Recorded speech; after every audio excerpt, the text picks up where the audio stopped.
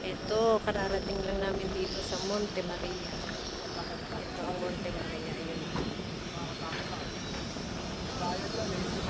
Yun siya.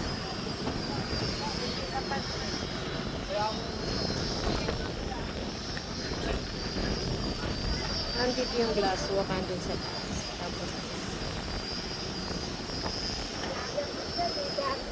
ayan.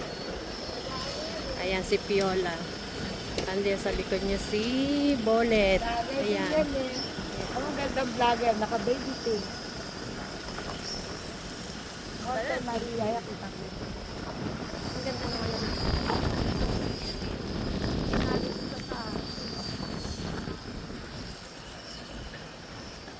May ihiyan pala dito. Dito na nga kayo.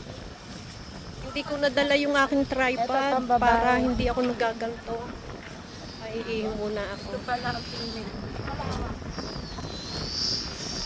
Yan ang may aso pa, oh. Free. Free doggy.